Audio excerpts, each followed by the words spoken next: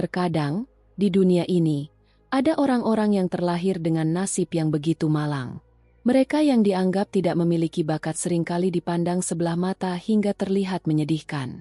Di tengah kekacauan dunia di mana monster-monster mengerikan bisa muncul dan merenggut nyawa manusia kapan saja, ada tipe orang yang selalu ragu untuk melangkah maju, bukan karena pengecut, melainkan karena mereka terlalu takut akan nasib buruk yang selalu mengintai.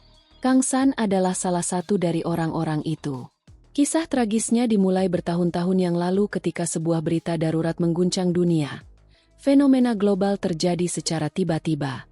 Monster-monster bermunculan di tengah kota, membantai warga sipil yang tak bersenjata satu demi satu.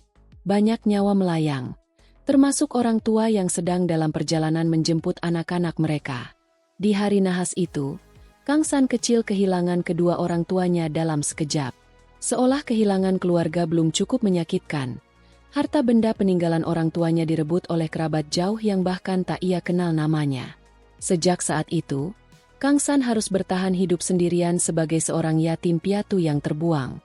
Ia menghabiskan masa kecilnya bersembunyi di tempat-tempat kotor, memakan sisa-sisa makanan untuk sekadar menyambung nyawa. Namun, Kang San menolak untuk menyerah pada keadaan. Sedari kecil, ia menunjukkan tekad dan keuletan yang luar biasa. Didorong oleh keinginan kuat untuk sukses dan mengubah nasibnya, Kang San muda belajar mati-matian dan bekerja paruh waktu tanpa henti, bahkan mengorbankan waktu tidurnya. Ia sebenarnya adalah anak yang cerdas dan berbakat. Sayangnya, masalah terbesar dalam hidup Kang San bukanlah kurangnya usaha, melainkan kenyataan bahwa hidupnya hanya memiliki sedikit sekali keberuntungan. Nasib buruk seolah menjadikannya target utama. Ketika tiba waktunya ujian penting, usus buntunya pecah, membuatnya gagal. Di hari ujian berikutnya, bus yang ia tumpangi terbalik, membuatnya terlambat. Bahkan pada hari yang biasa saja, hal konyol terjadi. Sebuah sepeda jatuh dan menghalangi pintu rumahnya sehingga ia tak bisa pergi ke sekolah. Insiden-insiden sial ini terus berulang tanpa henti. Akibatnya, usahanya selalu sia-sia. Ia dicap sebagai siswa yang gagal dan masa depannya hancur. Sulit mendapatkan pekerjaan biasa, Kang San akhirnya menggantungkan satu-satunya harapan pada sebuah keajaiban, menjadi seorang hunter. Titik awal untuk menjadi hunter adalah awakening. Sementara mereka yang terpilih oleh para dewa menunjukkan bakat alami sejak lahir, orang biasa masih bisa menjadi hunter jika mereka berhasil membangkitkan bakat yang didapat pada usia 20 tahun. Demi hari itu, Kang San tidak pernah melalaikan latihannya. Ia membentuk fisiknya, berharap kerja kerasnya selama ini akan terbayar. Namun, kenyataan kembali menamparnya dengan keras. Saat dokumen evaluasinya keluar, stempel merah raksasa menghancurkan mimpinya. Peringkat F. Staf administrasi dengan dingin menjelaskan bahwa Kang San bangkit tanpa kemampuan khusus apapun.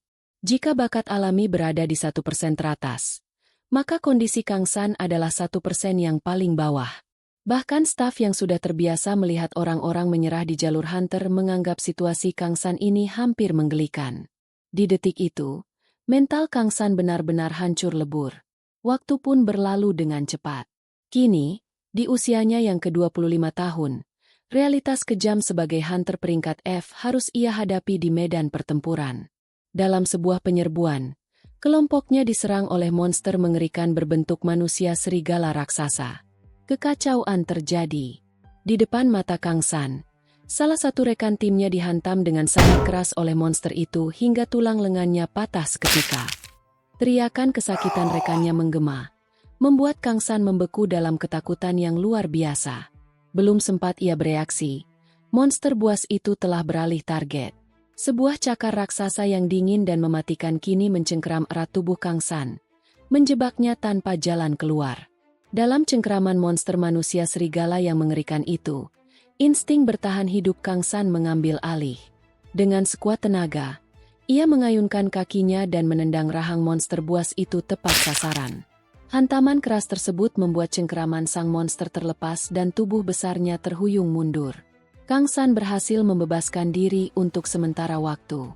Di sudut lain, rekan satu timnya, seorang tanker yang lengan kirinya sudah patah dan terluka parah, berteriak putus asa. Ia memohon kepada rekan mereka yang lain, seorang penyihir, untuk merapalkan sihirnya lebih cepat. Namun, penyihir yang terlihat arogan itu justru merespons dengan ketus. Dengan tangan yang masih mengumpulkan energi api, ia menyuruh mereka untuk bertahan sedikit lebih lama, secara merendahkan memanggil mereka dengan sebutan tameng daging. Kang San hanya bisa mengumpat kesal dalam hatinya. Pikiran Kang San berkecamuk, menyadari betapa bodohnya keputusan untuk bergabung dengan kelompok konyol ini. Komposisi tim mereka sangat buruk. Hanya ada satu penyihir dan dua tanker peringkat F. Strategi mereka seharusnya sederhana. Para tanker mengulur waktu dan menahan serangan monster sementara sang penyihir menyiapkan sihir pamungkas untuk membunuh target. Namun, penyihir itu terlalu lambat dan gagal melakukan tugasnya tepat waktu. Situasi berubah dari buruk menjadi mimpi buruk ketika seekor monster serigala kedua muncul. Meski Kang San tahu bahwa monster berwajah serigala ini tidak memiliki kekuatan yang luar biasa secara individu, menghadapi dua ekor sekaligus tanpa bantuan serangan sihir adalah hukuman mati bagi tanker peringkat F sepertinya. Saat Kang San menguatkan diri untuk menghadapi akhir yang terburuk, sang penyihir akhirnya berteriak. Selesai. Semuanya menyingkir. Pilar api raksasa mulai terbentuk dari tangannya. Dengan wajah penuh percaya diri, penyihir itu berseru bahwa ia akan menyapu bersih monster-monster tersebut. Kang San dan rekannya yang terluka seketika menoleh dengan tatapan penuh kelegaan dan harapan.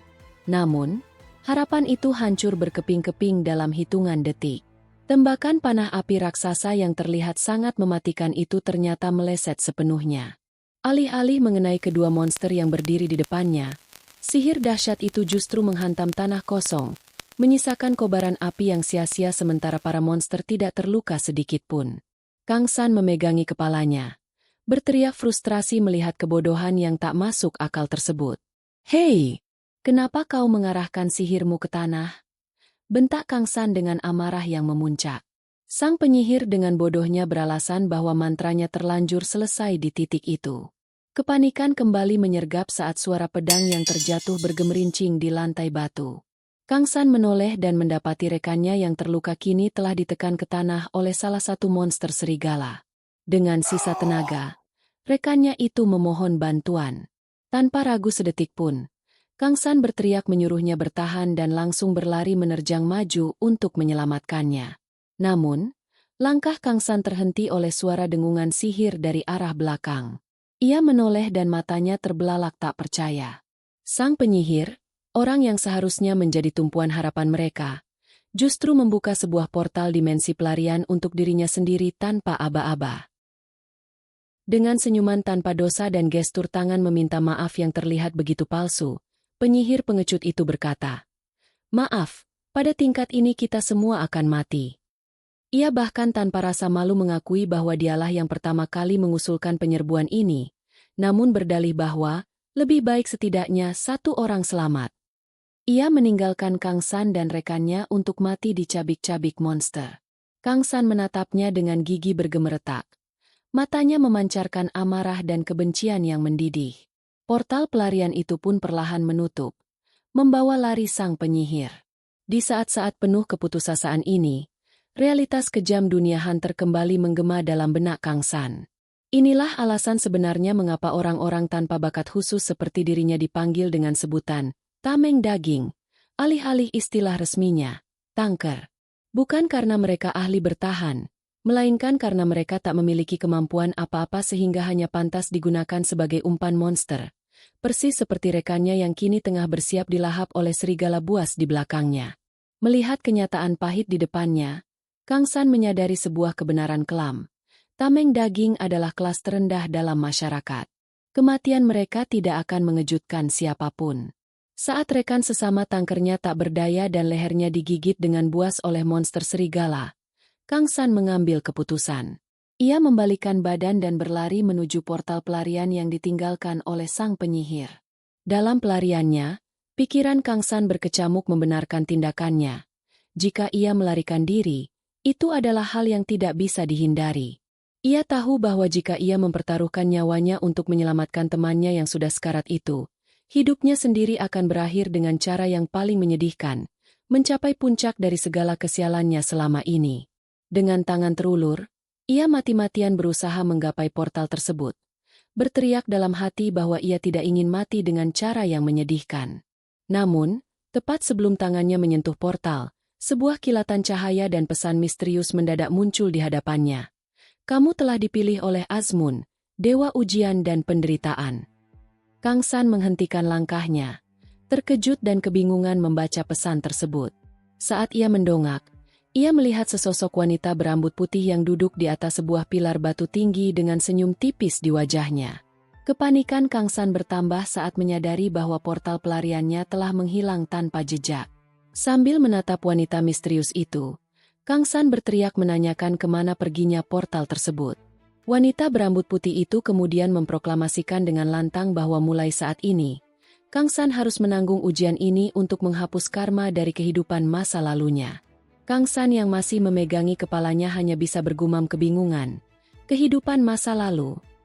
Tanpa memberikan penjelasan lebih lanjut, wanita itu melompat turun dari pilar batu, mendarat di tanah dengan pendaran cahaya magis yang membuat Kang San tersentak kaget. Namun, sebelum Kang San bisa mencerna apa yang sebenarnya terjadi, sebuah tragedi tak terduga menghantamnya. Dari arah belakang, cakar monster serigala yang buas tiba-tiba menembus dada Kang San hingga cairan merah menyembur keluar. Kang San menatap dadanya yang tertembus dengan tatapan kosong, nyaris tak percaya dengan akhir hidupnya yang tragis. Di saat-saat terakhirnya itu, wanita berambut putih tersebut menatapnya dengan senyuman misterius dan meninggalkan sebuah pesan teka-teki. Jadi, buatlah pilihan yang bijak. Sementara Kang San tengah menghadapi ambang kematian di satu sisi ruangan, di sudut lainnya, sang tangker kedua, Kim Chon-sik juga tengah berada dalam rahang mematikan monster serigala. Kematian sudah di depan mata. Taring tajam monster itu mencengkeram lehernya, membuatnya mengerang kesakitan. Di saat-saat terakhirnya itu, pikiran Kim melayang ke masa lalunya. Ia bertanya-tanya, di mana letak kesalahannya hingga hidupnya berakhir seperti ini? Tahun ini ia akan menginjak usia 30 tahun. Namun tak ada satupun kenangan indah yang bisa ia banggakan. Sama seperti kisah klise yang menyedihkan di film-film, Kim tumbuh dalam lingkungan yang keras.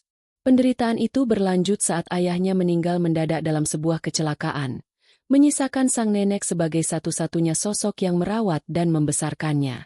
Kim tumbuh menjadi pemuda pekerja keras biasa, menghabiskan hari-harinya di proyek konstruksi. Namun, titik balik kehidupannya yang paling berat terjadi ketika nenek kesayangannya tiba-tiba ambruk karena penyakit langka. Dokter memvonis bahwa biaya pengobatannya akan menelan biaya setidaknya 300 juta won. Bagi pria biasa seperti Kim, itu adalah angka yang mustahil. Menyadari ia tidak memiliki keahlian apapun, bahkan hasil tes bakatnya di usia 20 tahun menyatakan ia tak punya potensi, Kim akhirnya mengambil jalan pintas yang putus asa. Tergiur oleh iming-iming bahwa seorang hunter bisa menghasilkan miliaran won, ia memutuskan untuk mempertaruhkan nyawanya sendiri. 6 bulan yang lalu, demi menyelamatkan nyawa sang nenek, ia resmi menjadi seorang hunter kelas bawah. Kini, di tengah reruntuhan fasilitas bawah tanah itu, rasa sesal menyelimuti Kim. Ia merutuki kebodohannya karena tergiur tawaran bayaran ganda dari sang penyihir yang ternyata seorang pengecut. Mengharapkan bantuan dari siapapun di ruangan itu kini hanyalah angan-angan kosong. Saat serigala buas itu bersiap memberikan gigitan terakhirnya, Kim memejamkan mata. Dalam hati, ia menangis, menyadari bahwa tanpa dirinya, nyawa neneknya juga tak akan terselamatkan. Ia sebenarnya juga ingin berlari dari neraka ini. Namun, sesuatu yang tidak terduga terjadi. Tiba-tiba saja, gigitan di lehernya mengendur. Monster serigala itu menghentikan serangannya, melepaskan cengkeramannya, dan membiarkan tubuh Kim terjerembab ke lantai. Kim terengah-engah, matanya terbelalak kebingungan sekaligus terkejut menyadari ia masih hidup. Apa yang sebenarnya terjadi? Beberapa saat yang lalu, di sudut ruangan tempat Kang San berada, peristiwa luar biasa baru saja dimulai.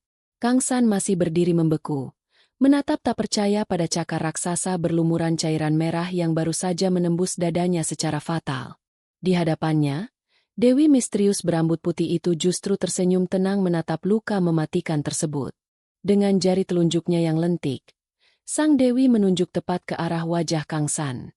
Kamu adalah seorang Blood Demon di kehidupan masa lalumu, ucap sang dewi dengan nada memastikan. Kang San yang menahan rasa sakit luar biasa mencoba memprotes. Tunggu. Namun sang dewi mengabaikannya.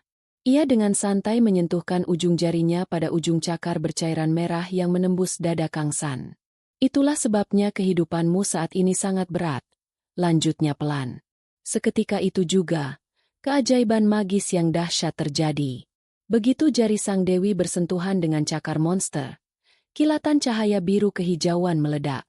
Lengan raksasa serigala yang menembus tubuh Kang San langsung hancur berkeping-keping, terurai menjadi serpihan cahaya bercahaya di udara.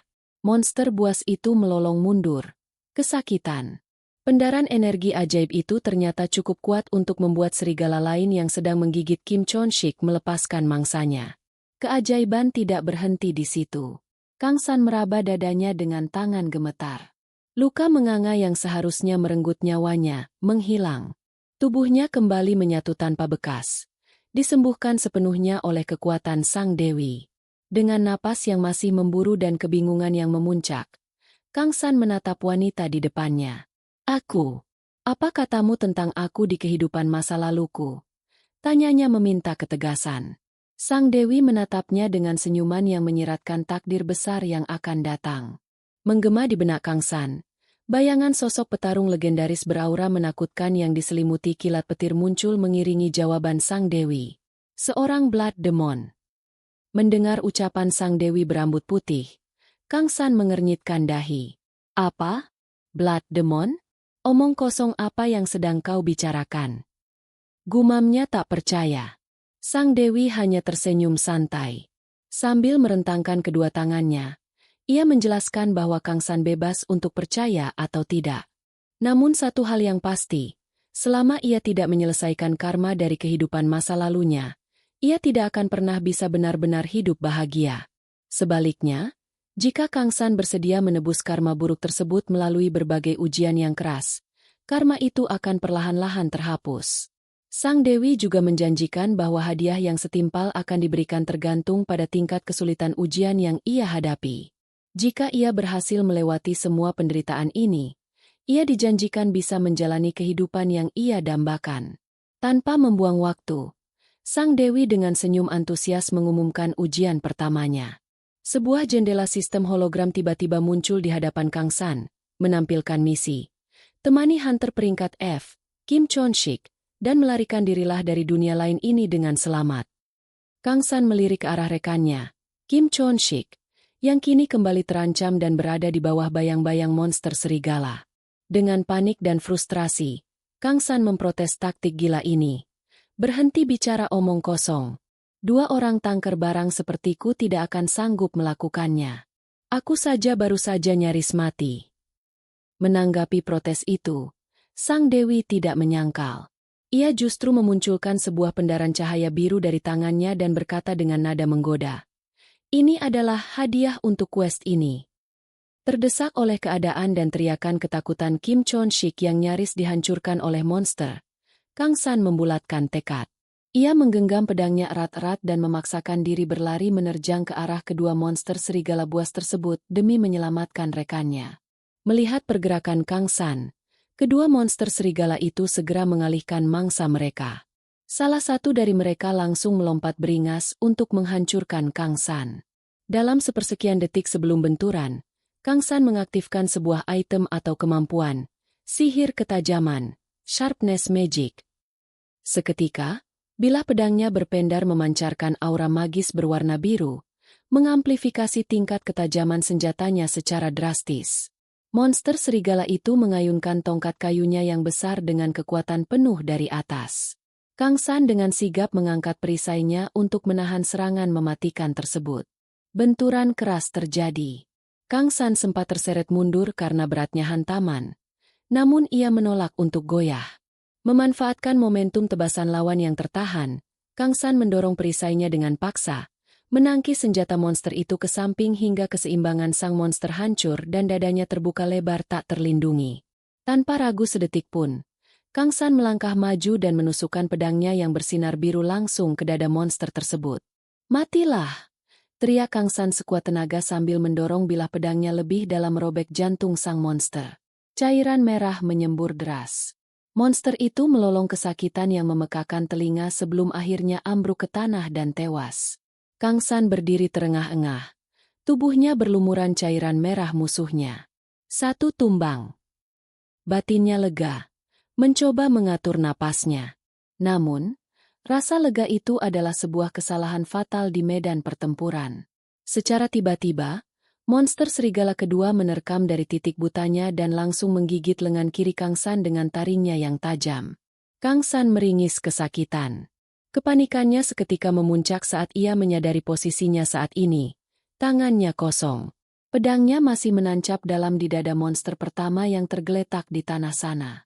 Kini, Kang San benar-benar terjebak tanpa senjata pelindung dalam rahang monster yang siap mengoyaknya. Melanjutkan ketegangan di medan pertarungan. Di tengah rasa sakit akibat gigitan monster serigala di lengannya, sebuah peringatan tak kasat mata menggema di benak Kang San. Ujian dan penderitaan akan selalu diatur pada tingkat di mana kamu harus mempertaruhkan nyawamu.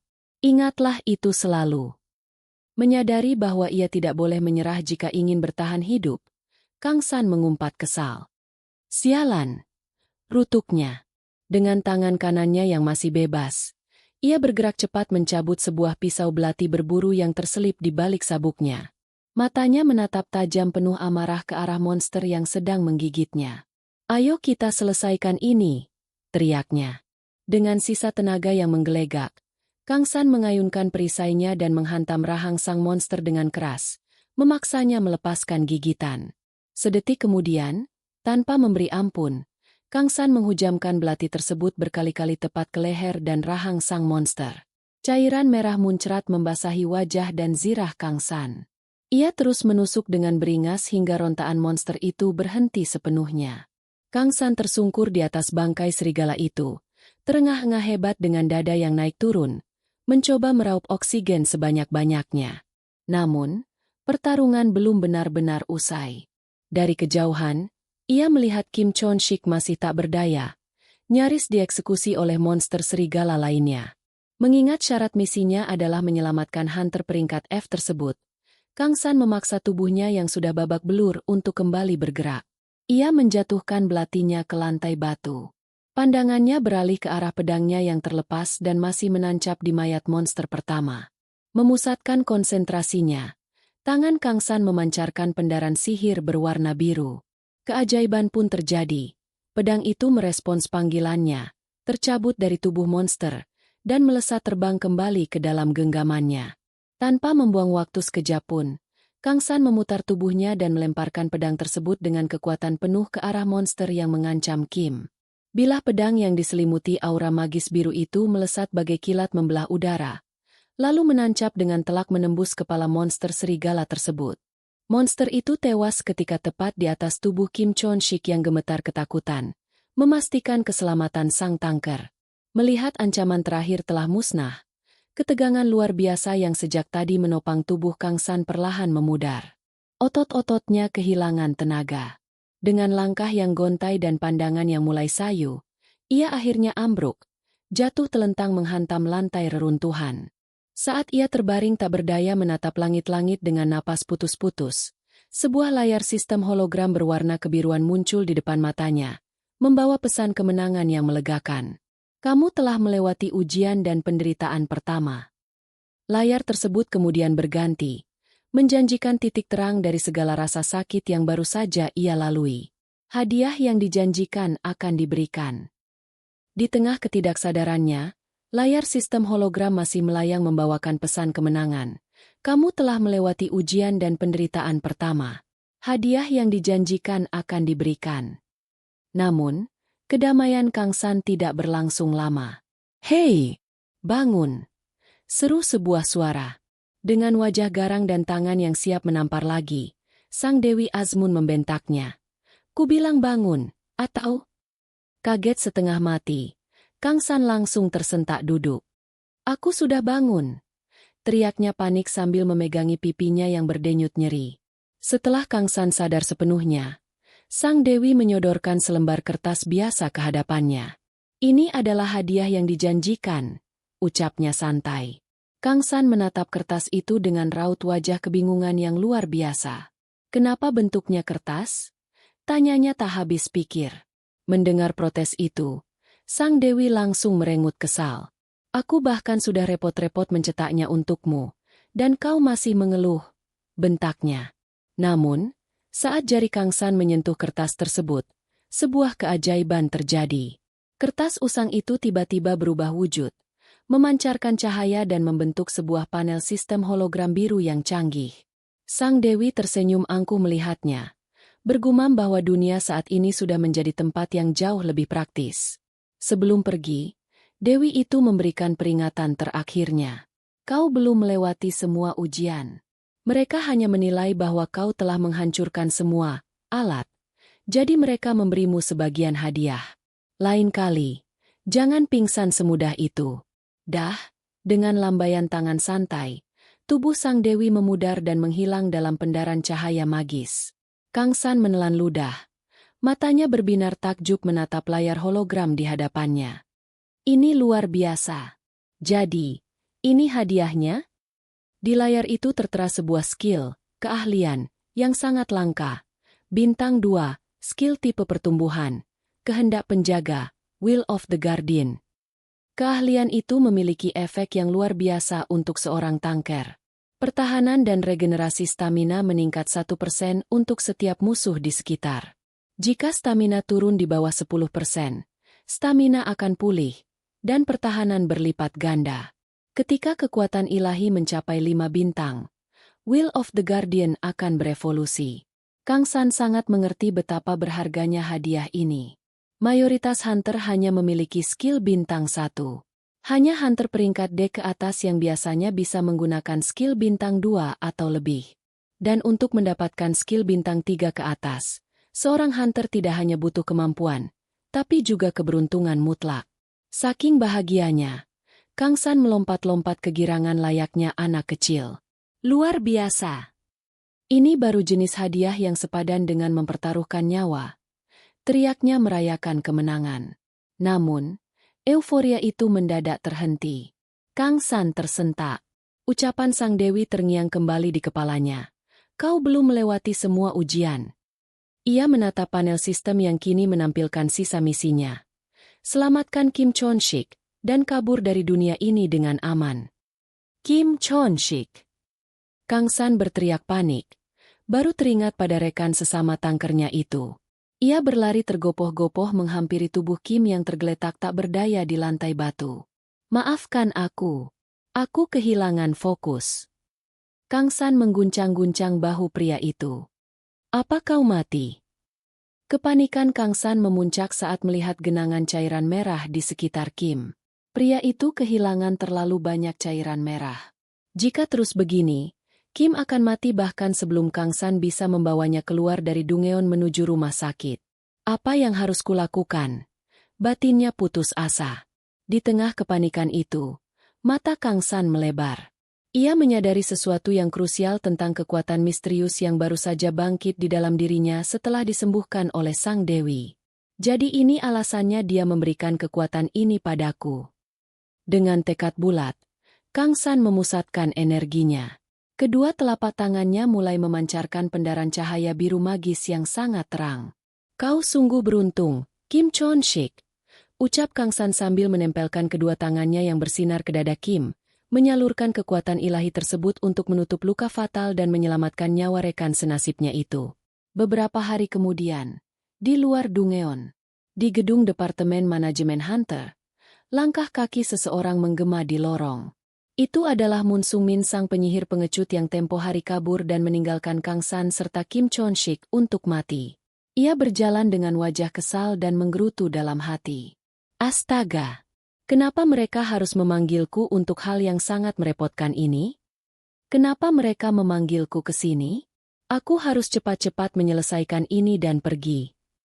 Namun, saat ia membuka pintu ruang interogasi, langkahnya terhenti. Di dalam ruangan, dua orang pria berseragam investigator sudah menunggunya dengan tatapan tajam. Anda Moon Sung-min, benar? Tanya salah satu investigator itu dengan nada dingin. Saya ingin menanyakan beberapa hal kepada Anda tentang penyerbuan yang terjadi beberapa hari yang lalu. Wajah Moon Sung-min seketika menegang, menyadari bahwa tindakan pengecutnya meninggalkan anggota tim mungkin tidak akan berakhir sesederhana yang ia bayangkan. Di dalam ruang interogasi Departemen Manajemen Hunter, langkah Moon Sung-min seketika terhenti. Matanya membelalak lebar, memancarkan keterkejutan sekaligus amarah saat melihat sosok yang tak asing berdiri di samping dua orang investigator berseragam. Itu adalah Kang San, pria yang ia pikir sudah mati tercabik-cabik monster di Dungeon. "Beraninya kau?" desis Moon Sung-min tak percaya. Salah satu investigator dengan tenang memintanya untuk duduk sejenak. Namun, dilanda kepanikan dan rasa bersalah yang memburu, Moon Sung-min justru berbalik dan berusaha melarikan diri dari ruangan itu. "Tangkap dia!" teriak investigator. Pelarian sang penyihir pengecut itu tak berlangsung lama. Di lorong gedung, seorang investigator dengan sigap menerjang dan menjatuhkannya ke lantai. Moon Sung-min berteriak kesakitan saat tubuhnya ditekan kuat ke ubin. "Tuan Moon Sung-min, selama penyerbuan peringkat F, Anda meninggalkan rekan-rekan Anda dan melarikan diri," ucap investigator yang menahannya dengan nada dingin. "Seperti yang mungkin sudah Anda ketahui, dengan sengaja membiarkan rekan Anda mati dianggap sebagai kejahatan berat di dunia ini." Sambil meronta, Moon Sung-min mencoba mengelak dari tuduhan tersebut. "Apa yang kalian bicarakan? Apa ada bukti aku sengaja meninggalkan mereka? Aku mundur karena tidak ada peluang untuk menang," teriaknya membenarkan diri. Investigator itu mendengus sinis. "Ya, tentu saja." Ia kemudian memproyeksikan sebuah rekaman video hologram tepat di depan wajah Moon Sung-min. Layar itu menampilkan pertarungan mematikan di Dungeon beberapa hari lalu. "Ini adalah rekaman video dari insiden tersebut," jelas sang investigator. "2 tanker peringkat F dan 1 penyihir. Menghadapi 4 monster seharusnya tidak terlalu sulit. Namun, begitu mantra sihir penyihir menyala, Anda langsung melarikan diri." Melihat bukti telak itu, wajah Moon Sung-min memucat pasi. Investigator menambahkan bahwa bukti ini sudah lebih dari cukup untuk membuktikan niat jahatnya di pengadilan nanti. Dalam hati, Moon Sung-min bergumam panik, menatap tajam ke arah Kang San. Mereka merekam semua ini. Orang macam apa mereka ini? Di sudut ruangan, Kang San hanya menatap datar. Investigator yang berdiri di sebelahnya memuji persiapan Kang San. "Berkat video ini, kita bisa langsung mengadilinya. Kau pasti berada dalam situasi yang sangat mendesak, tapi kau datang dengan persiapan yang sangat matang." Ia menjelaskan bahwa di dunia ini banyak laporan pembunuhan berencana antar hunter di dalam Dungeon, tetapi karena tidak ada bukti, sebagian besar pelakunya lolos begitu saja. Kang San menggaruk kepalanya, merenungi nasib sialnya. "Aku selalu merekam semuanya untuk berjaga-jaga jika terjadi hal yang tidak terduga," batin Kang San dengan raut wajah setengah menangis, mengingat momen di mana monster menghancurkan action cam mahal yang ia beli dengan ratusan ribu won. Bagi orang-orang seperti Moon Sung-min, hukum rimba adalah segalanya. Sang penyihir kehilangan ketenangannya saat melihat monster, dan demi bertahan hidup, ia lari tanpa secuil pun rasa bersalah. Baginya, tanker seperti Kang San dan Kim hanyalah bida pengorbanan yang pantas ditukar demi nyawanya, karena ia tahu dunia tidak akan peduli dengan kematian mereka. Sayangnya bagi Sung-min, Kang San sudah sangat terbiasa mengantisipasi kemungkinan terburuk dari sifat egois manusia. Setelah urusan dengan Moon Sung-min selesai, investigator menatap Kang San dengan pandangan menilai. "Namun setelah melihat rekamannya dengan tingkat kemampuan fisikmu, kau akan lebih baik bergabung dengan militer. Mengapa kau bekerja sebagai tanker peringkat F biasa?" tanyanya heran. "Jika kau mendaftar militer, kau akan diberikan senjata khusus untuk melawan monster dan mendapatkan gaya hidup yang jauh lebih baik." Kang San terdiam sejenak sebelum menolak tawaran itu dengan senyum tipis. "Senjata biasa tidak bekerja dengan baik melawan monster berkulit keras," jawabnya. "Dan lagi, aku cenderung sering mengalami situasi yang tidak menguntungkan." Kang San menyadari betul betapa buruk keberuntungannya selama ini. Mengandalkan senjata militer saja tidak cukup. Di dunia yang berbahaya ini, ketidakmampuan untuk bersiap menghadapi kejadian tak terduga adalah beban yang cukup berat. Dengan tekad yang baru menyala berkat kekuatan ilahi yang kini ia miliki, Kang San tersenyum mantap. Karena itu, aku ingin menjadi lebih kuat sebagai seorang hunter. Beberapa saat kemudian, Kang San melangkah keluar dari gedung Departemen Manajemen Hunter. Ia meregangkan tubuhnya sambil menghirup udara segar. Dasar sialan. Kuharap dia tidak membusuk di penjara kurang dari 10 tahun. Rutuknya dalam hati, puas melihat Mun Sung Min tertangkap. Di tengah lamunannya, suara langkah kaki yang terseret-seret terdengar mendekat. "Apakah kau Tuan Kang San?" panggil sebuah suara parau. Kang San menoleh dengan terkejut. "Ya?" jawabnya ragu. Pria yang memanggilnya itu tiba-tiba menjatuhkan diri ke tanah, berlutut, dan bersujud di hadapan Kang San dengan air mata berlinang. "Saya memberi salam kepada penyelamat saya," teriak pria itu dengan penuh emosi. Kang San tertegun. Pria itu adalah Kim Chon-sik, rekan sesama tangker yang nyawanya ia selamatkan di ambang kematian berkat kekuatan Dewi. Ingatan kemudian melayang mundur ke beberapa hari yang lalu, di sebuah kamar rumah sakit.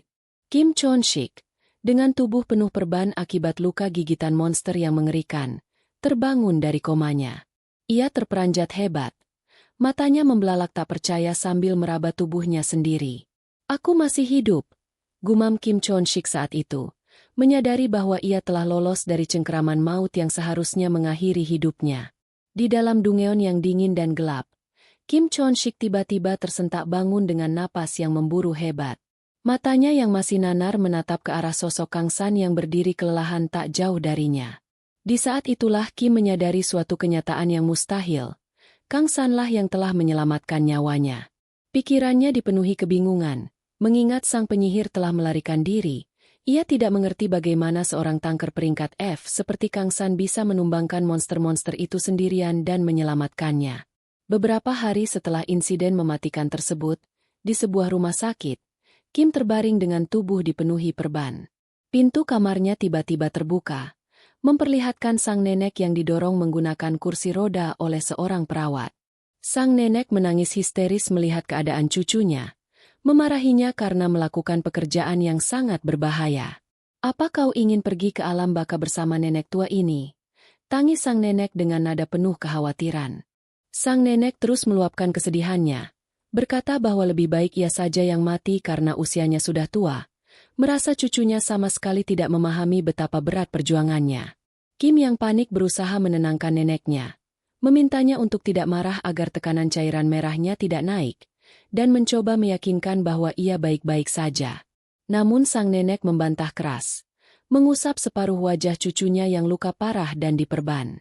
Ia menangis pilu, bertanya mengapa Kim harus berbuat sejauh itu hingga nyaris mati hanya untuk menggantikan tempatnya. Momen emosional itu membawa Kim kembali ke kenangan masa kecilnya, di mana sang nenek dengan tulus berjanji agar mereka berdua bisa hidup bersama untuk waktu yang sangat lama. Tak kuasa menahan perasaan, Kim memeluk erat neneknya sambil terisak, memohon agar sang nenek tidak meninggalkannya dan terus hidup. Sang nenek membalas pelukan cucunya yang menangis, membisikkan kata terima kasih yang tulus.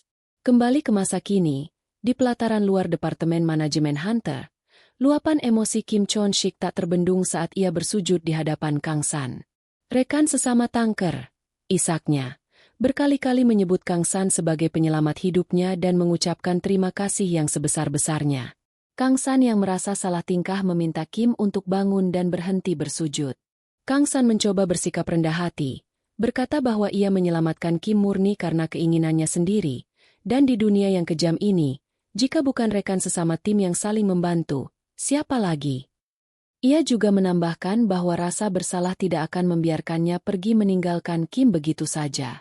Mendengar kata-kata heroik itu, Kim menangis semakin deras karena kagum pada kepribadian Kang San yang begitu mulia. Padahal di dalam hatinya, Kang San berkeringat dingin dan mengakui fakta sebenarnya. Ia menyelamatkan Kim semata-mata karena dipaksa oleh misi dari sistem Sang Dewi, dan ia sama sekali tidak memiliki pilihan lain. Merasa urusan mereka sudah selesai, Kang San berpamitan. Dalam hati, Kang San merasa lega karena berpikir mereka tidak akan pernah bertemu lagi setelah ini. Kim mengantarnya dengan tatapan penuh rasa hormat, menegaskan bahwa ia sangat berutang budi.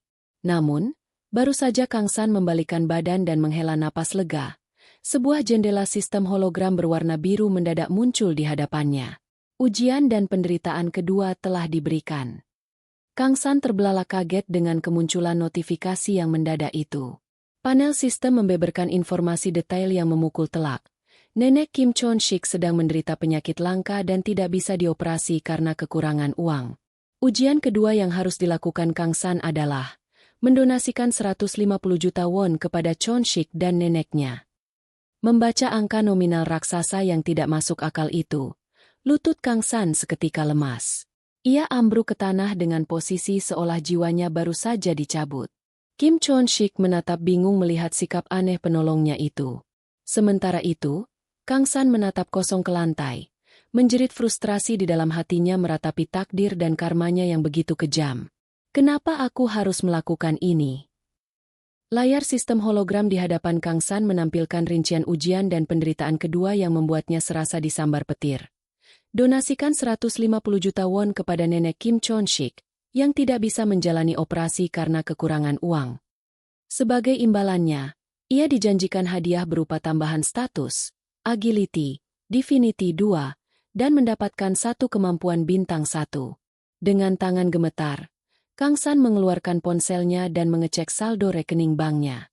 Angka yang tertera di sana adalah 168 juta won. Ia menundukkan kepalanya, meremas ponselnya dengan frustrasi yang mendalam. Erangnya pedih. Itu adalah seluruh harta kekayaan yang ia miliki di dunia ini. Uang itu tidak jatuh dari langit. Sejak kecil, ia bekerja serabutan melakukan pekerjaan apapun dan hidup dengan sangat hemat demi mengumpulkan keping demi keping won tersebut. Dalam keputusasaannya menatap layar ponsel, suara dan peringatan Dewi Azmun kembali terngiang di telinganya. Sang Dewi pernah berkata bahwa jika ia berhasil menghapus karma masa lalunya, ia bisa menjalani kehidupan yang ia dambakan, tetapi begitu ia melangkah di jalur seorang hunter, tidak akan ada jalan kembali. Terlebih lagi, sistem memberikan penalti yang mengerikan jika ia menolak misi. Tidak hanya semua kekuatannya akan ditarik, tetapi ia akan dikutuk menjadi manusia vegetatif seumur hidup tanpa bisa mengakhiri penderitaannya sendiri. Kang San jatuh berlutut, memegangi kepalanya yang pusing. Tapi ini terlalu berat, jeritnya dalam hati. Namun, ia segera menyadari bahwa sejak ia menerima peran ini, ia tak lagi memiliki pilihan. Jika ia menyerah sekarang, ia juga akan kehilangan kesempatan untuk mengikuti ujian-ujian berikutnya dan tak akan pernah bisa mengubah nasibnya sebagai tanker, peringkat F yang selalu menjadi umpan mati. Ia memikirkan para hunter tingkat atas yang kekuatan tempurnya menjamin kekayaan luar biasa. Jika ia bisa bertahan, menyelesaikan misi ini, dan mengembangkan kemampuannya, mencari 150 juta won di masa depan seharusnya menjadi hal yang mudah. Mendapatkan tambahan satu kemampuan lagi bukanlah kesepakatan yang buruk. Rasionalkan Kang San pada dirinya sendiri. Dengan raut wajah yang kini berubah mantap dan penuh tekad, Kang San menatap layar ponselnya. Aku pasti akan mendapatkan hadiah itu, Azmun. Gumamnya penuh ambisi. Ia menekan tombol transfer, menyerahkan hampir seluruh harta tabungan seumur hidupnya. Sesaat kemudian, notifikasi sistem yang melegakan muncul. Kamu telah melewati ujian dan penderitaan kedua. Hadiah yang dijanjikan akan diberikan. Di sebuah fasilitas pengujian resmi, seorang staf administrasi memanggil peserta ujian bernomor urut 31 hingga 40 untuk mengikutinya. Para peserta, termasuk Kang San, digiring menuju ruang pelatihan khusus. Seorang penguji senior dengan wajah garang dan bekas luka memberikan pengarahan dengan nada tegas. Sekarang, kita akan melanjutkan ke tes bakat dasar, ucap sang penguji. Ujian ini dilakukan di dalam ruang pelatihan virtual reality pribadi. Para peserta akan masuk ke dalam ruang simulasi dan mengendalikan karakter virtual untuk menyelesaikan tugas yang diberikan berdasarkan posisi tempur mereka. Penguji itu memberikan peringatan keras. Komplain mengenai karakter kalian tidak akan diterima. Ia menjelaskan bahwa sistem telah mengatur karakter sedemikian rupa sehingga jika peserta memang memiliki kemampuan yang pantas untuk peringkat mereka, misi pasti bisa diselesaikan. Jika kalian gagal, itu bukan karena karakter kalian yang lemah, tapi karena kalian tidak memenuhi syarat. Pikirkanlah seperti itu. Tiba giliran peserta nomor urut 38, Kang San, pelamar untuk posisi tanker. Berbeda dengan peserta lain yang mungkin tegang, Kang San melangkah masuk ke dalam ruang POD VR dengan langkah yang sangat percaya diri. Begitu sistem VR diaktifkan, layar antarmuka memunculkan misi untuknya. Hentikan serangan 4 monster buas dan lindungi sekutumu. Pertempuran akan berlangsung sekitar 5 menit. Sesuai permintaannya, sistem melengkapinya dengan pedang dan perisai standar. Di dalam simulasi ini, status karakter Kang San dikunci mutlak pada angka 30. Dari lorong simulasi yang gelap, 4 monster berwujud serigala buas, mirip dengan yang ia hadapi di Dungeon sebelumnya, mulai berlari beringas ke arahnya.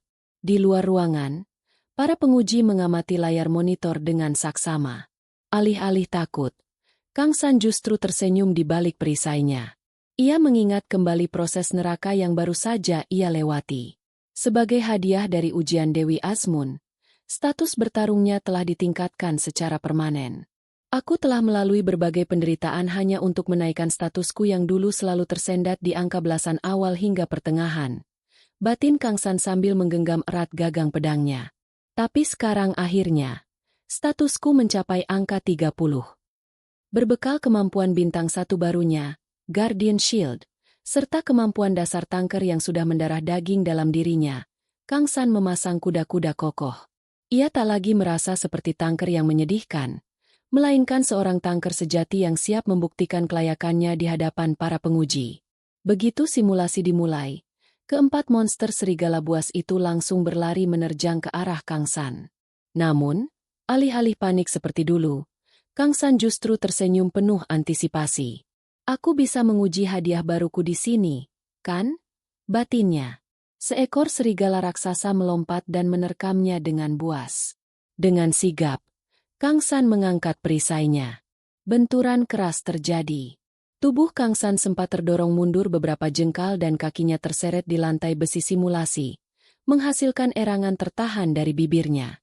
Monster itu menatapnya dengan raut terkejut. Tak menyangka mangsanya bisa menahan serangan seberat itu tanpa terjatuh.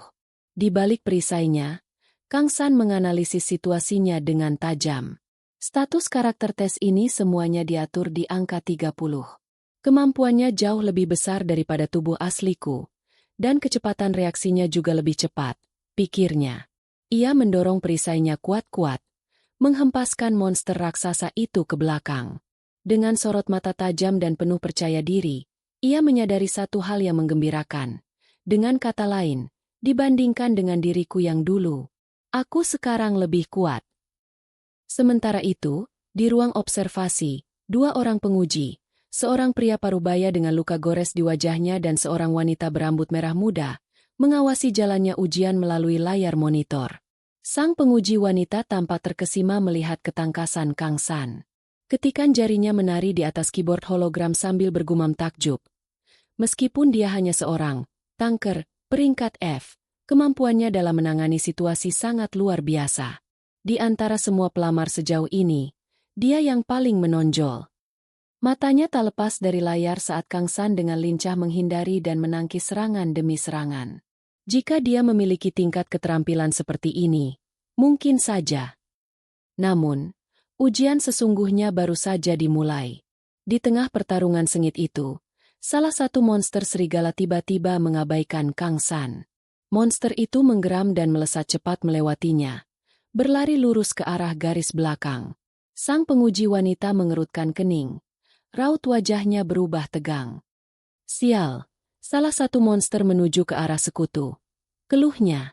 Ia mengingatkan kembali esensi dari ujian ini. Tujuannya adalah untuk melihat seberapa baik pelamar memenuhi peran posisinya.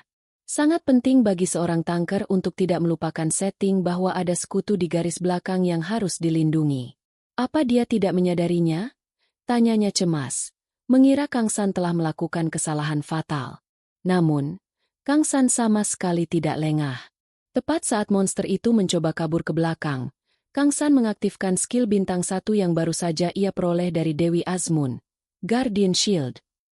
Seketika, gelombang energi magis memancar dari tubuh Kang San. Efek dari keahlian ini berubah-ubah tergantung pada posisi penggunanya. Dan khusus untuk kelas seorang tanker, skill ini berfungsi untuk menyebarkan aggro, secara paksa menarik perhatian dan niat membunuh musuh ke arah dirinya. Serigala yang tadinya berlari menuju garis belakang itu langsung mengerem mendadak. Ia berbalik arah dengan geraman marah dan kembali menyerang Kang San.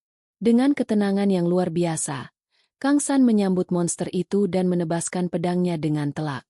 Di ruang observasi, kedua penguji itu membelalakan mata. Terkejut bukan main melihat penggunaan skill tingkat tinggi yang dieksekusi dengan sangat sempurna oleh pelamar peringkat F tersebut.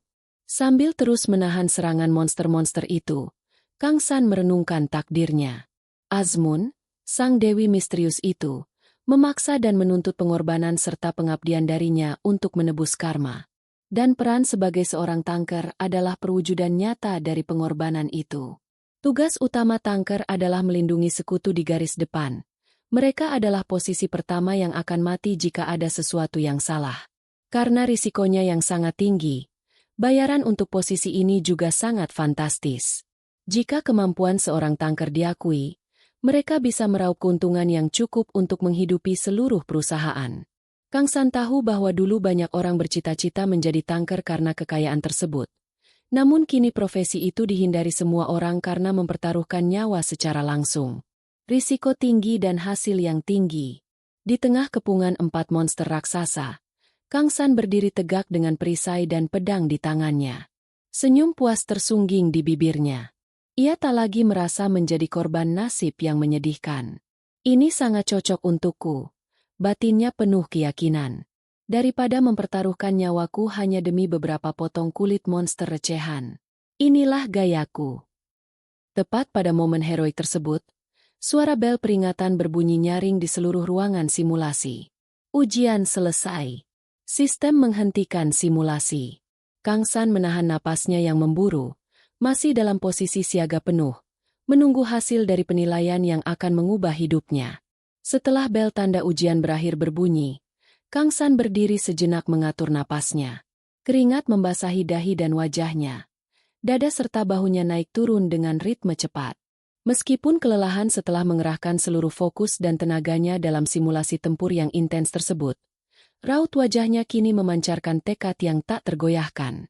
Sambil melangkah keluar dari bilik simulasi virtual reality, pikiran Kang San mulai menyusun langkah strategis untuk masa depannya. Saat ini, hal pertama yang harus kulakukan adalah menaikkan peringkatku. Batinnya penuh kesungguhan. Ia sangat menyadari realitas kejam di dunia hunter. Dengan peringkatku saat ini, sangat sulit untuk bisa berpartisipasi dalam rate tingkat yang lebih tinggi. Padahal, rate tingkat tinggi adalah satu-satunya jalan paling masuk akal untuk mendapatkan material berharga dan uang dalam jumlah besar, sesuatu yang sangat ia butuhkan. Langkah kakinya yang mantap beradu dengan lantai lorong fasilitas.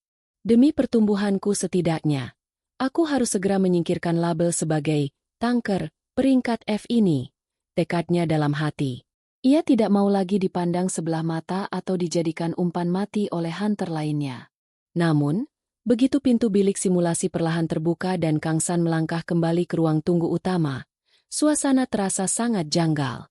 Keheningan total secara tiba-tiba menyelimuti ruangan tersebut.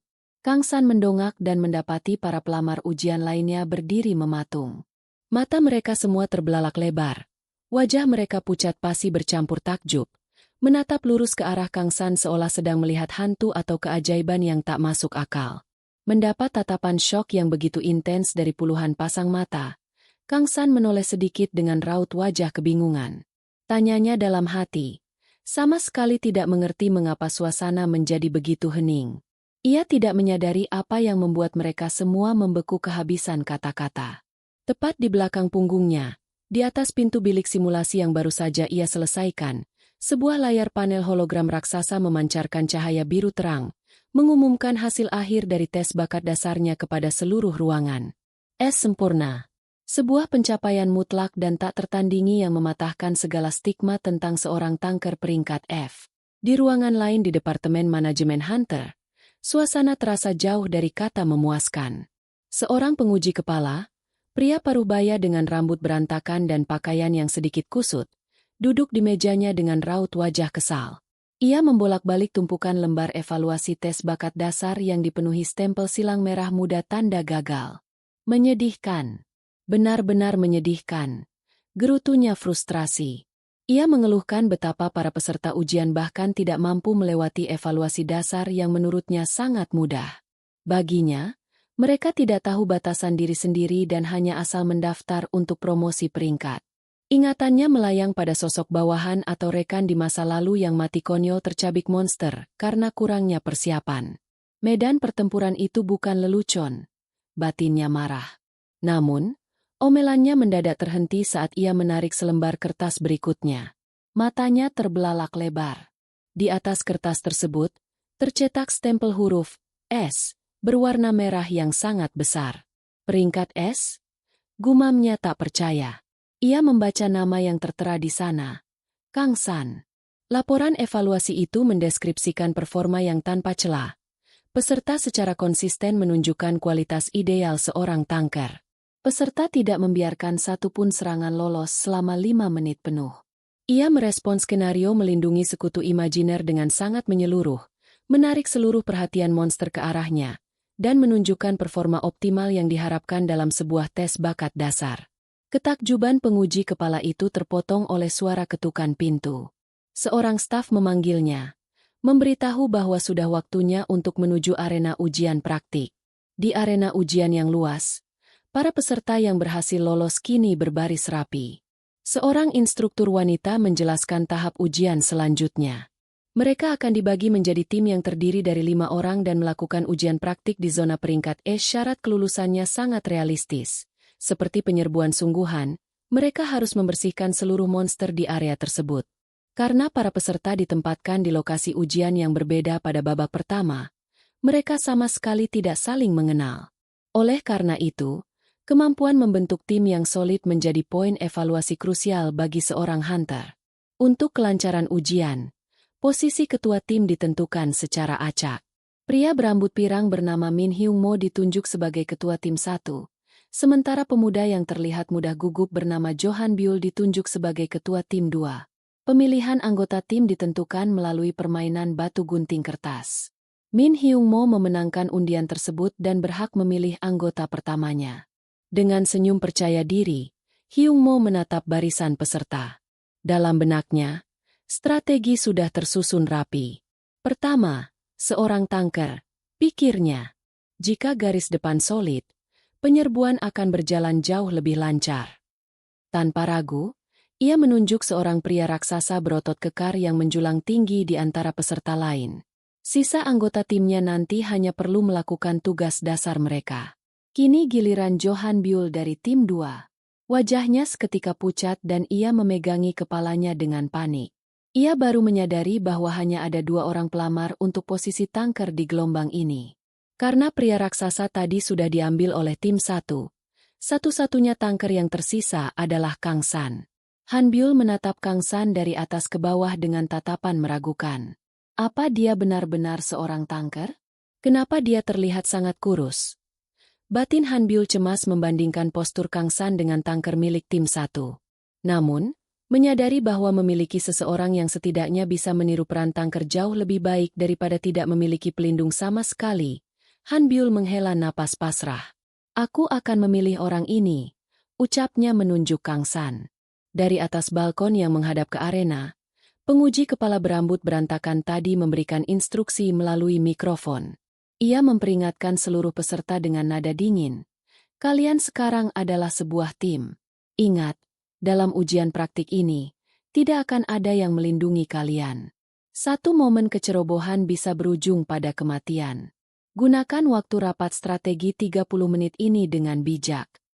Perbedaan atmosfer di antara kedua tim seketika terlihat sangat kontras. Tim 1 langsung berkumpul dengan formasi rapi. Mereka memuji pilihan ketua mereka yang cerdas mengambil tanker kuat, dan dengan tenang mulai berbagi spesialisasi masing-masing untuk menyusun taktik standar. Di sisi lain, situasi tim 2 benar-benar kacau. Alih-alih berdiskusi, para anggota tim justru diam membeku, membuang muka, dan berkeringat dingin karena gugup. Tidak ada yang berinisiatif memimpin. Melihat keheningan yang canggung itu, Kang San akhirnya menggaruk kepalanya dan bertanya ragu. Bukankah kita harus membuat strategi? Pertanyaan sederhana itu justru memicu kepanikan massal di dalam tim. Jo Han Byul dan anggota lainnya tiba-tiba tersentak dan berteriak heboh dengan wajah putus asa. Kita harus membuatnya. Kita butuh rencana. Terus bagaimana kalau kita punya keraguan? Kepanikan timnya ini menjadi pertanda buruk bahwa ujian praktik yang akan dihadapi Kang San tidak akan berjalan semudah di ruang simulasi. Melihat kepanikan Jo Han Byul dan anggota tim lainnya, Kang San tersenyum canggung dan mencoba mengambil inisiatif. Ayo kita satukan pikiran kita, ajaknya sambil menepuk tangan, berusaha menyemangati timnya untuk segera menyusun rencana. Jo Han Byul menatapnya dengan raut wajah yang masih diliputi keraguan dan kecemasan.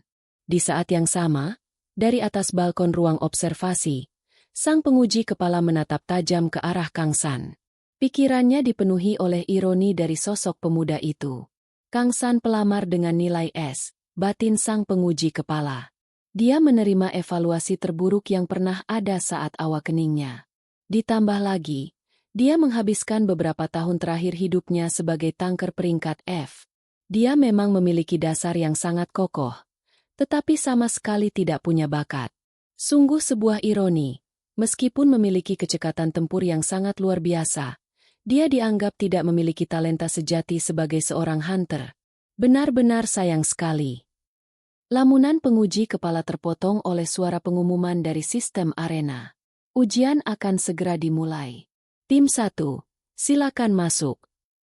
Min Hyung Mo dan keempat anggota timnya melangkah dengan penuh percaya diri memasuki arena ujian praktik yang disimulasikan sebagai padang rumput terbuka yang luas. Begitu mereka melangkahkan kaki ke area pertempuran, ujian sesungguhnya langsung menyambut mereka. Menghindar, teriak sang tanker raksasa di tim tersebut. Ia langsung merangsek maju dan mengangkat perisainya untuk menahan hantaman kapak yang sangat keras dari monster berkulit hijau pucat. Min Hyung Mo segera menghunus pedangnya dan mengenali ancaman tersebut. Bentuk formasi. Itu sekelompok ork. Serunya memberi komando. Tanker raksasa itu terus dibombardir oleh pukulan gada dan kapak para monster. Untuk memperkuat posisinya di garis depan, sang tanker memusatkan energinya dan berteriak, "Iron Body!" Sebuah pendaran energi biru menyelimuti tubuhnya, mengaktifkan kemampuan yang meningkatkan pertahanannya sebesar 5% untuk sementara waktu. Hyung Mo dengan cepat menganalisis situasi pertempuran. Ada 3 ekor ork, teriaknya memimpin tim. Para support, berikan buff dan terus sembuhkan tanker kita. Semuanya yang lain, serang. Strategi standar itu awalnya berjalan dengan sangat mulus. Sang tanker memancing serangan monster dan menangkisnya dengan perisai. Begitu ork itu kehilangan keseimbangan karena serangannya ditangkis, Hyung Mo langsung melesat maju dan menebaskan pedangnya dengan telak. Ork itu menjerit kesakitan karena sabetan Hyung Mo. Namun, ork lainnya menjadi semakin beringas. Terdengar geraman marah saat seekor ork mengayunkan kapak raksasanya ke arah sang tanker. Sang tanker menggeram menahan beban luar biasa itu. Perisainya bergetar hebat menerima benturan berkali-kali. Terdesak, ia pun melepaskan skill andalannya, Guardian Shield, memancarkan gelombang energi biru untuk menahan gempuran dan mempertahankan garis depan agar tidak runtuh. Melihat pertarungan yang sengit itu, Hyung Mo kembali melompat dan melancarkan tebasan mematikan berselimut aura biru ke arah monster yang sedang berhadapan dengan tanker. Bagus! Serunya puas melihat tebasannya mengenai sasaran. Hyung Mo tersenyum kecil melihat formasi mereka. Ini memang terlihat sedikit sulit, batinnya. Tapi dengan dukungan buff dan pemulihan dari para support, tanker itu pasti bisa bertahan menahan mereka. Dari garis belakang, seorang archer wanita di timnya juga dengan tenang melepaskan anak panah untuk mendukung serangan. Hyung Mo semakin percaya diri. Semuanya berjalan persis sesuai rencana. Namun, rasa puas itu hanya bertahan sesaat.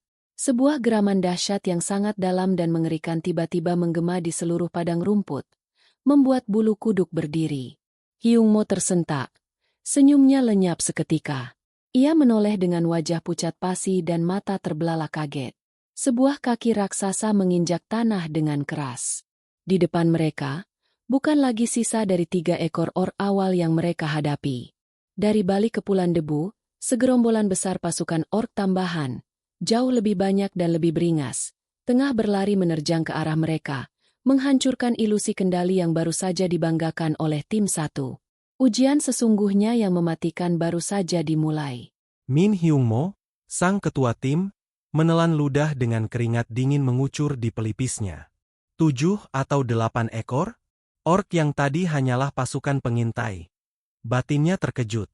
Tanpa basa-basi, seekor orc raksasa menerjang Hyung Mo dan mengayunkan kapaknya. Teriak Hyung Mo saat ia berhasil menangkisnya dengan pedang. Namun kekuatan benturan itu membuatnya terdorong mundur. Menyadari formasi mereka akan hancur jika melawan secara terbuka, Hyung Mo memberikan perintah darurat. Mundur. Semuanya berlindung di belakang tanker. Namun, situasi sang tanker raksasa, yang sejak tadi menjadi jangkar pertahanan tim, juga sedang berada di ujung tanduk. Gempuran bertubi-tubi dari gada dan kapak para orc membuatnya kewalahan. Meskipun ia menggunakan perisainya dan mengaktifkan skill Guardian Shield yang memancarkan energi biru untuk menahan serangan, pertahanannya perlahan mulai retak. Erang sang tanker, kakinya terseret mundur selangkah demi selangkah karena beban yang terlalu berat. Melihat hal itu, salah satu anggota tim, seorang wanita, support, yang bertugas memberikan penyembuhan, berteriak panik, "Jung Sunim, kau harus bertahan. Kau tidak boleh sampai terdorong mundur." Di ruang observasi, sang penguji kepala menyaksikan kekacauan itu dengan tatapan datar sambil menyesap minumannya dari botol. Ia menyalakan mikrofon pengeras suara yang terhubung ke arena ujian dan memberikan komentar yang menohok. Ada sesuatu yang sering disalahpahami oleh para pelamar. Suara berat sang penguji kepala menggema melalui drone pemantau yang terbang di atas area pertarungan. Peringkat yang ditetapkan oleh pemerintah bukanlah sekadar gelar untuk kehormatan kalian. Ia melanjutkan dengan nada dingin yang menguliti realitas. Sebuah peringkat yang diberikan berarti seseorang dapat dipercaya dengan tingkat keahlian tersebut. Dengan kata lain, seorang hunter peringkat E mutlak memiliki kemampuan untuk menyelesaikan raid peringkat E. Di arena, sang tanker terus menahan beban gempuran orc dengan susah payah. Penguji kepala menambahkan, tanker itu sedang menahan garis depan sekarang. Tentu saja, jika ia bisa menangani semua orc itu sendirian, ia tidak akan mengikuti ujian peringkat E ini, melainkan ujian untuk peringkat selanjutnya. Untuk lulus ujian praktik ini bukan hanya tentang satu anggota tim, melainkan kemampuan semua anggota harus memenuhi tingkat yang disyaratkan. Mata sang penguji kepala menajam dari balik bilik kacanya. Jika tidak, semuanya akan mati. Peringatan itu seakan menjadi cambuk bagi Min Hyung Mo. Ia yang sempat ketakutan kini mengertakkan gigi. Instruktur itu benar. Jika tanker jatuh, semuanya akan berakhir. Teriaknya pada diri sendiri. Dengan adrenalin yang memuncak, Hyung Mo kembali mengambil alih komando. "Penyerang jarak jauh, terus dukung tanker," teriaknya. Anggota yang lain membalas dengan serentak, "Ya." Sementara para orc memusatkan perhatian pada garis depan, "Kita akan menerobos dari dalam dan menyerang." Hyung Mo melesat maju, menyelinap ke sela-sela formasi monster. Dengan gerakan cepat dan mematikan, ia menusukkan pedangnya tepat ke perut seekor orc, disusul oleh anggota tim lainnya yang melancarkan rentetan pukulan berenergi magis dan tembakan panah yang menembus tengkorak monster-monster tersebut. Pertarungan berubah menjadi pembantaian yang sengit. Satu demi satu orc tumbang di tangan tim satu yang kini bertarung dengan koordinasi mematikan dan putus asa. Sang support wanita memusatkan cahaya suci dari tangannya untuk terus menyembuhkan rekan-rekannya yang terluka di tengah kekacauan. Setelah pertarungan panjang yang menguras keringat dan cairan merah, keheningan akhirnya kembali menyelimuti padang rumput tersebut. Suara sistem berbunyi, tim satu telah berhasil membersihkan area peringkat E.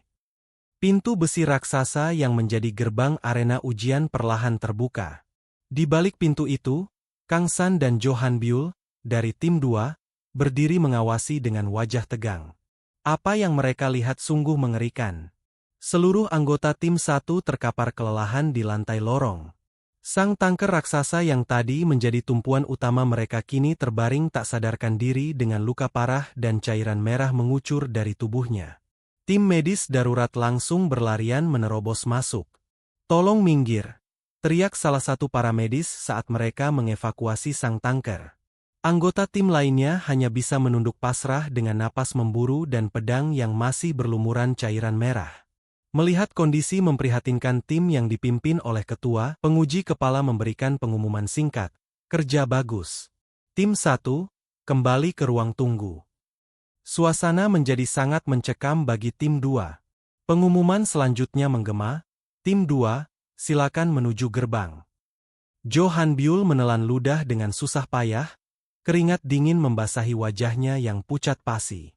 Ia melirik sekilas ke arah Kang San, sang tanker bertubuh kurus yang menjadi satu-satunya pelindung mereka.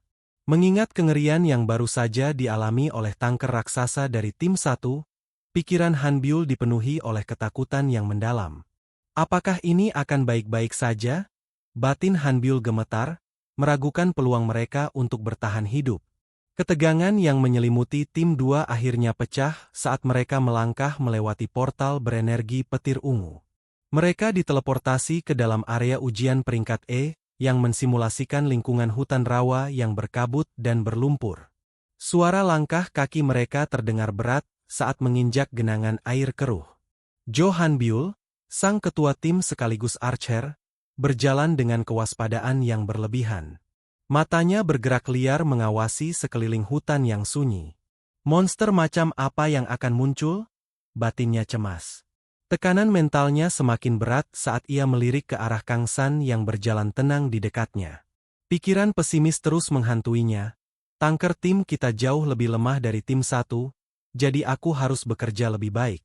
Aku harus berbuat lebih banyak. Aku harus melakukan lebih banyak." Tiba-tiba, suara cipratan air yang keras memecah keheningan. Seekor monster berwujud humanoid dengan kulit kehijauan melompat dari semak-semak dan mendarat di hadapan mereka. "Ada sesuatu yang mendekat," teriak Jo Han Byul memperingatkan timnya. Sambil menarik busurnya, ia segera memberikan komando, "Bentuk formasi." Itu goblin. Namun, sebelum mereka sempat mengatur posisi, monster-monster itu bergerak dengan kelincahan yang tak terduga. Sang penguji kepala kembali menegaskan filosofi ujian ini. Normalnya, sebuah tim akan melakukan penyelidikan awal untuk memahami medan dan area sebelum memasuki raid. Namun dalam ujian praktik ini, tidak ada informasi awal yang diberikan. Ini dilakukan karena kemampuan untuk beradaptasi dengan variabel dan kejutan mendadak adalah salah satu syarat mutlak untuk bertahan hidup bagi seorang hunter. Di arena, situasi tim 2 langsung berubah menjadi kekacauan. Jo Han Byul yang terluka dan seorang rekan wanita di timnya berteriak panik saat goblin lain melompat ke udara, mengayunkan pedangnya bersiap untuk mengeksekusi mereka. "Sialan! Jangan mendekat!" Suara benturan logam yang memekakkan telinga bergema. Goblin yang melayang di udara itu terpental mundur karena menghantam sebuah perisai besi yang kokoh. Jo Han Byul dan rekannya membuka mata dengan terkejut.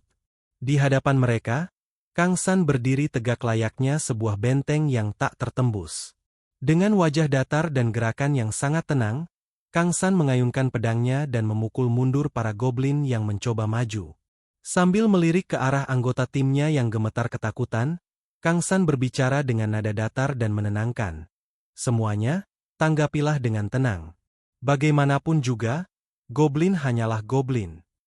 Mendapat perlawanan, para goblin itu memekik marah dan mulai melancarkan serangan beruntun secara serempak dari berbagai arah. Kang San menangkis setiap tebasan, tusukan, dan hantaman dengan pergerakan perisai yang sangat efisien. Tidak ada satupun serangan yang berhasil menggoresnya. Di balik pertahanannya yang sempurna, otak Kang San bekerja cepat menganalisis pola serangan musuh. Para goblin ini menyerang dengan koordinasi yang terlalu rapi. Batinnya menyadari kejanggalan tersebut. Tatapannya menembus kerumunan monster hijau itu. Pasti ada sebuah hobgoblin yang sedang memimpin pertempuran ini dari bayang-bayang. Meski menyadari bahwa mereka sedang menghadapi taktik yang terorganisir, Kang San justru tersenyum miring. Ia sama sekali tidak merasa terancam. Tapi itu sama sekali tidak masalah, pikirnya percaya diri, seolah-olah, aku memiliki keahlian yang bagus saja. Tepat saat para goblin kembali mengerumuninya, sebuah panel sistem biru menyala terang di hadapan Kang San. Will of the Guardian telah diaktifkan. Cahaya magis biru seketika memancar dari tubuh dan mata Kang San. Sistem kembali memberikan notifikasi lanjutan yang menghitung jumlah musuh di sekitarnya. Berdasarkan jumlah musuh, pertahanan dan regenerasi kesehatan meningkat sebesar 12%. Di kejauhan, sang hobgoblin yang mengomandiu pasukan itu membelalakan matanya, terkejut melihat aura kekuatan yang tiba-tiba meledak dari sosok tanker yang awalnya ia remehkan tersebut. Kang San kini siap membalikkan keadaan. Di tengah rawa berlumpur, Kang San terus menahan gempuran pedang para goblin dengan perisainya secara lincah.